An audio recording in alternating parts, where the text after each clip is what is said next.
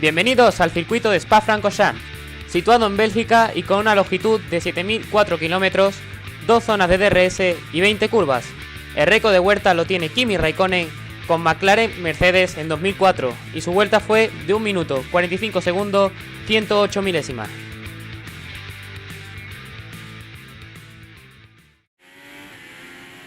Hola, muy buenas a todos, soy TRC y bienvenidos al análisis de la carrera del Gran Premio de Bélgica. Antes de hablar de la carrera, vamos a hablar un poco de la clasificación, que no la pude ver porque estaba de viaje, como ya dije en el anterior vídeo.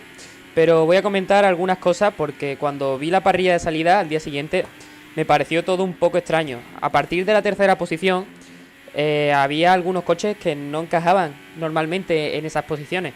Y bueno, para empezar, decir que la pole la tuvo Lewis Hamilton, segundo saldría Nico Rosberg y tercero Bottas.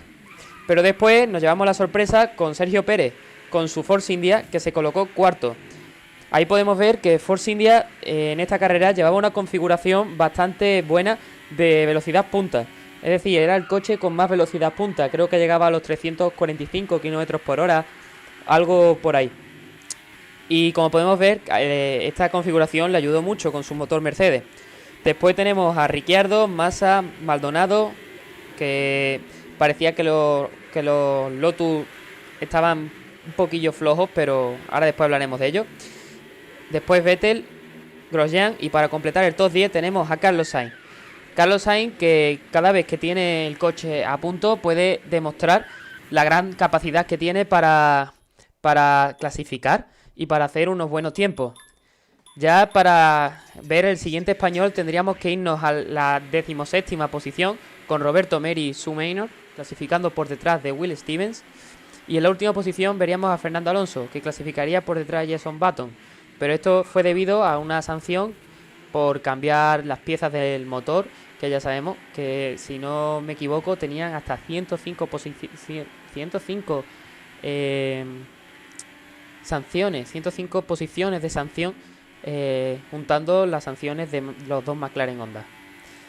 Bueno, pues con todo esto, la salida me pareció bastante divertida, es la parte más divertida de esta carrera. Teníamos un componente nuevo que es la limitación de la comunicación de radio que tienen durante la salida los pilotos con sus ingenieros de pista. Es decir, los ingenieros de pista a partir de esta carrera no podían comunicar nada en plan tienes que calentar más los neumáticos o relaja un poco que los neumáticos están demasiado calientes, los frenos, el mapa motor, la forma de poner el embrague, no podían avisar de nada. Y por eso se esperaba una salida bastante entretenida. La primera vuelta de reconocimiento vimos que el Force India de Hülkenberg iba muy lento y tenía problemas de potencia. A la hora de llegar a la parrilla para salir, vemos que Hülkenberg levanta las manos y avisa de que su coche no responde y por lo tanto la salida debía ser abortada. Y así fue, abortaron la salida y tuvieron que volver a dar otra vuelta de reconocimiento.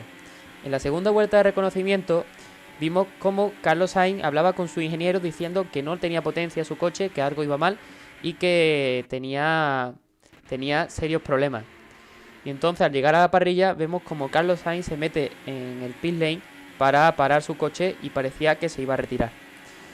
La salida, ya hablando de lo que es la salida, vemos como Nico Rosberg se coloca las dos veces que intentan salir, se coloca muy en diagonal para intentar adelantar a Hamilton y cubrirle la posición.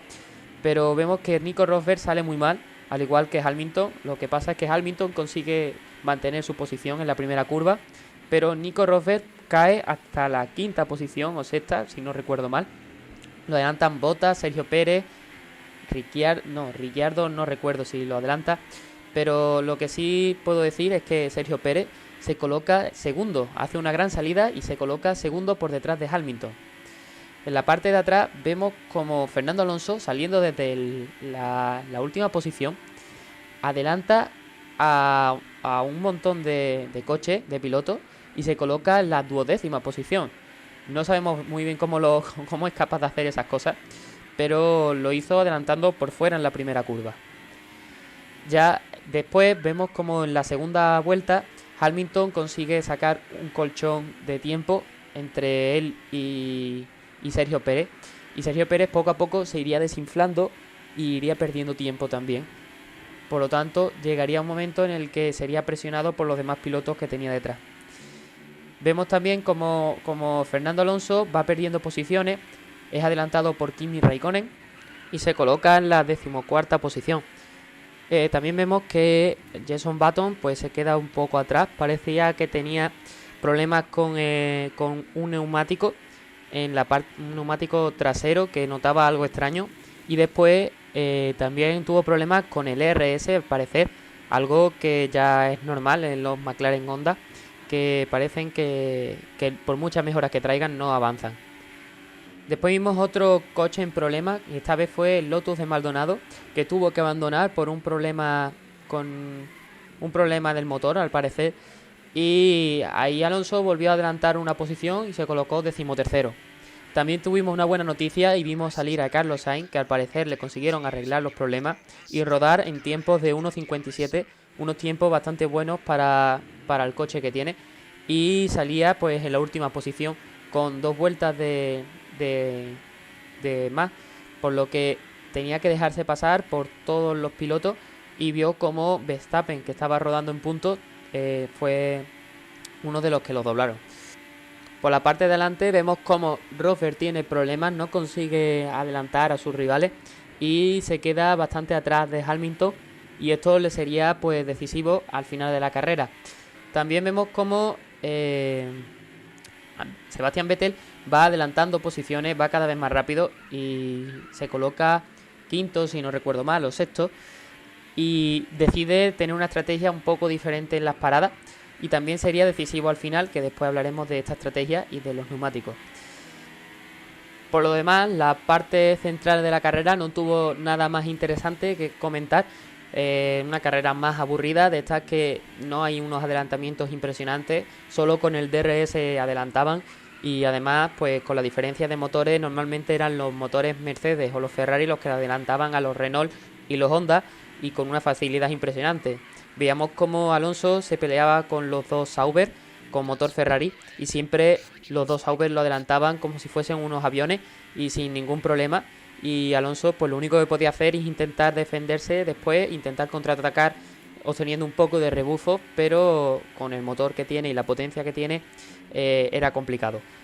Más adelante vemos como Rosberg por fin consigue quitarse de en medio a sus rivales, gracias al undercut y demás.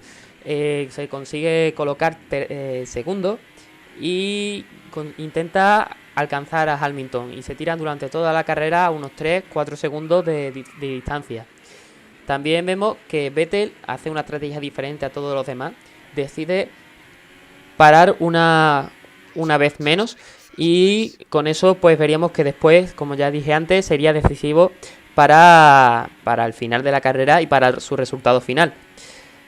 Después veríamos que en una maniobra de adelantamiento Ricciardo se le para el coche en la chicane final y tiene que dejar el coche aparcado en uno de los arcenes del circuito.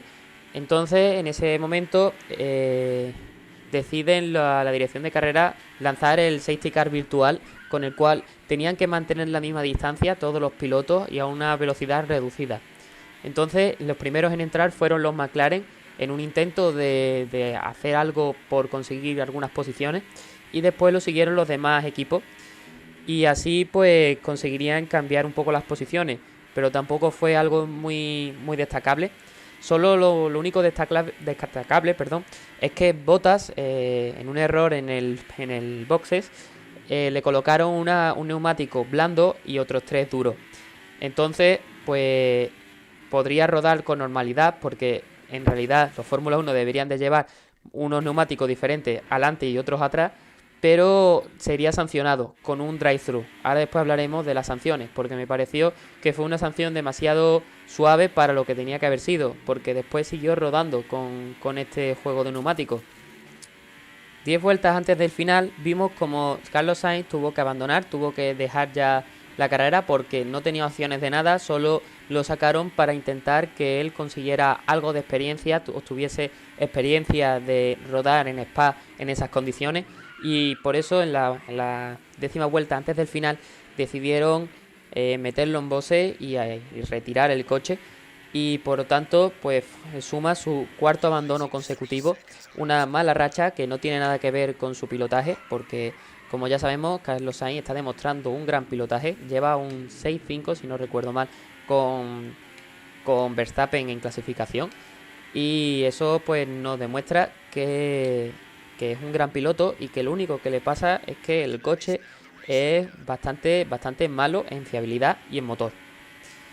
Después de esto, unas vueltas antes del final, vemos como Román Grosjean con su Lotus demuestra tener un gran ritmo, va adelantando coches impresionantes con una velocidad bastante destacable e impresionante por ser un Lotus, y consigue colocarse cuarto detrás de Sebastian Vettel y empieza a presionarle. Recordemos que Vettel solo hace una parada, intenta ahorrarse una parada, y llevaba más de 20 vueltas con el neumático duro, cuando Pirelli avisa de que más de 22 vueltas no deberían de dar con esos neumáticos.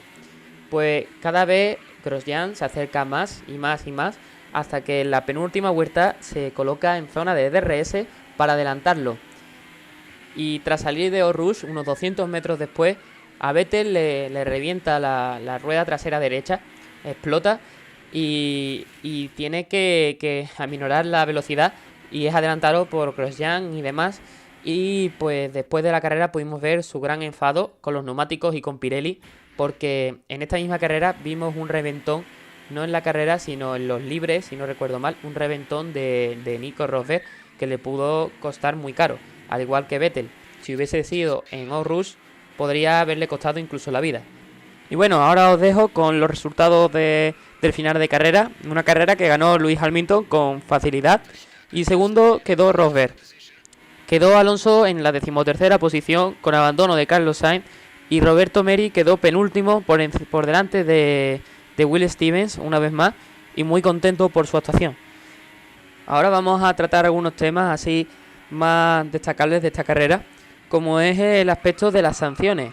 Hemos visto en esta carrera cómo Bottas se ponía un neumático blando y otros 3 duros, y era sancionado con solo un drive-thru, después de hacer más de una vuelta con estos neumáticos y no cambiarlos.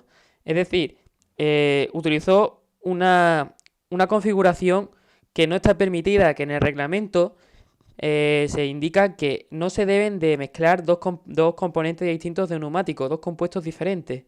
Y este lo hizo. Y la sanción fue solo un drive-thru. En mi opinión debería de haber sido bastante más dura la sanción, como por ejemplo una bandera negra, una descalificación, ya que hemos visto en otros casos, simplemente por pisar una línea o por saltarse una curva, una sanción de 5 segundos o de 10 segundos.